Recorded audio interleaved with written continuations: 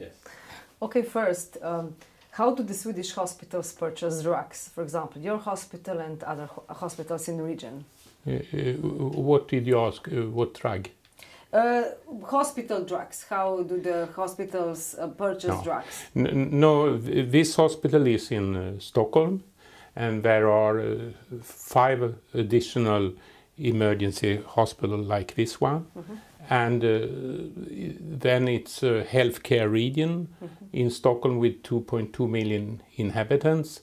And this organization, there is a procurement office, and they use experts from Drug and Therapeutic Committee that includes specialists around drugs, that is clinical pharmacologists and pharmacists.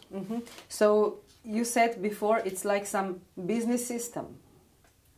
You can say it's a professional part of a health care region, and we identify those type of drugs where we want to procure, and the aim is of course to get drugs with rebates. But you use then the expert also that you shouldn't select medicines that can be given to a very low price to hospital and then heavily introduced and there is not any real need in outpatient. So the expert helps to make the correct selection. So does the region healthcare system, that this organization makes the contracts directly to the suppliers? Yes. So the hospitals are not making the contracts? Usually not, but there can be exceptions because the system of drug market is not perfect. And with very expensive medicine, they can provide some companies rebates for very costly medicine. Okay. Aleksandar, je dobro stoji, ali se moraš malo popraviti? Okay. Okay, then we have the public auctions that you said for the ambulatory medicines. Yes. How do they work? No, we have a system where patients in Sweden pay maximum about, say, 180 every year for all medicines. But we have a system of generic substitution. I mean, you have effective medicine that are much cheaper than the original medicines. And the reimbursement system only cover the cost for the generics. And then you get that generic that has provided the best price for a period of 3 months to pharmacists. So the producer are asked to tell how much their generic product or original product cost, and then it's chosen the cheapest one. Okay, you said also before that the biggest challenge is somehow to have an uncorrupted system. What have you meant? No, I mean, in the medicines or drugs, it's a global market and it's global companies.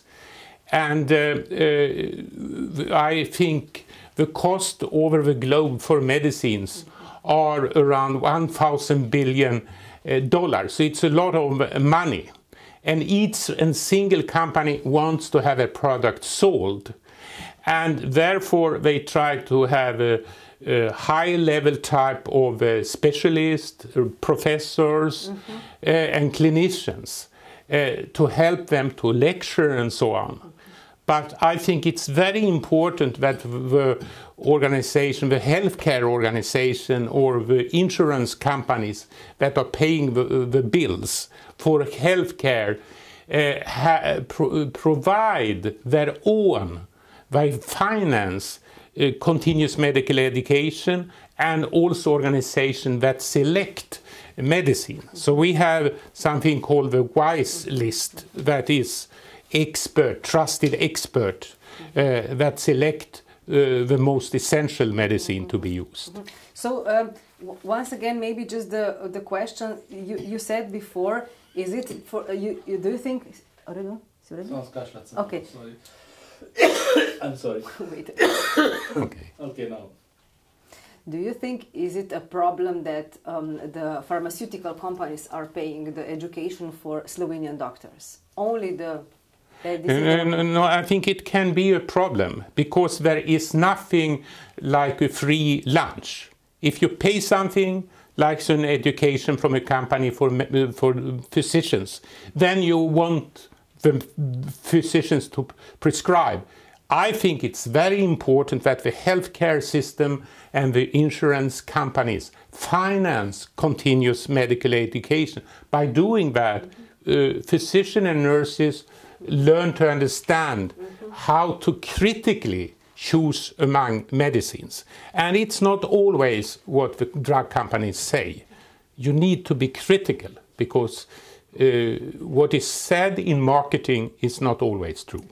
But Slovenian, as we hear from Slovenian hospitals, they don't have the money to pay the education. But I think that's not true. I would guess that's not true. Because if you invest a small sum of money for continuous medical education and also to build expert groups, drug therapeutic committees that are expert on medicines, you get back because they will choose cost-effective medicine. And that means often they choose generic medicine instead of regional products. And generic medicine can cost less than 5% of an original product. So by training and education, you know what to select, you release the money and get more than back when you invest in continuous medical education. Okay. So I advise your country to do that. It's wise politicians that will have such a strategy. How to work with the corruption? What about here? Do you have advice how to...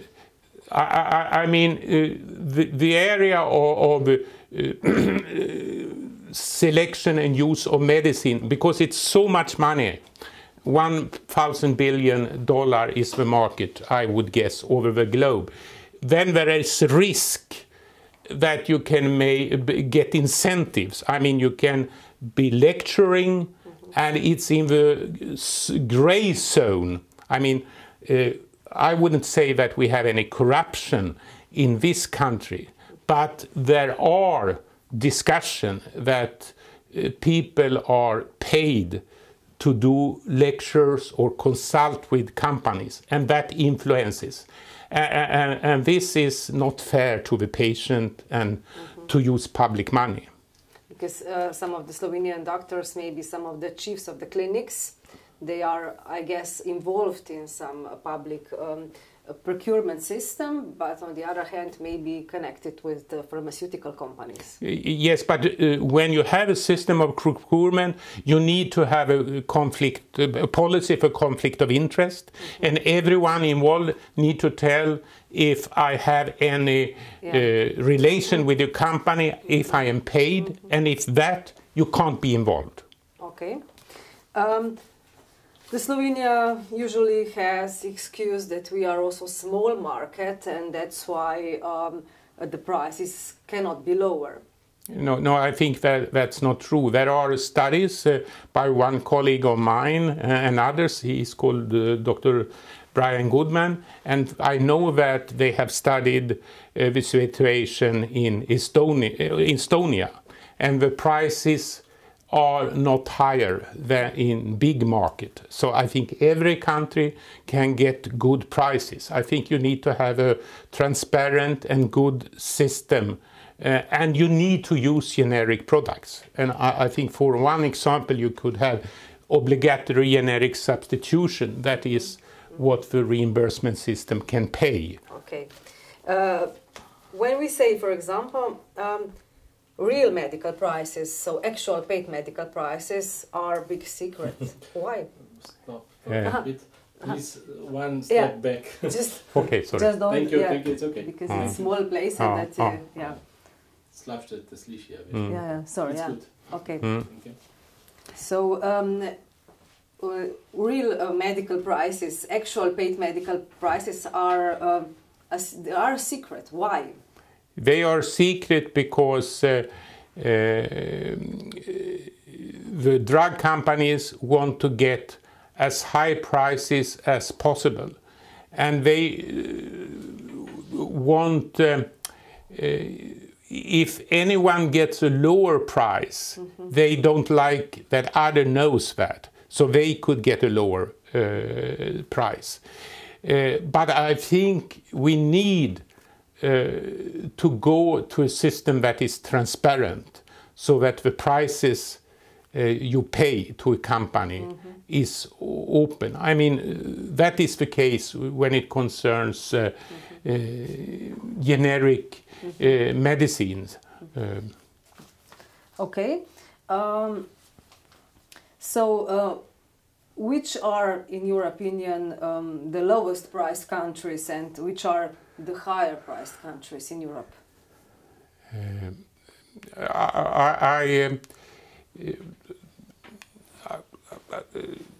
There are two issues.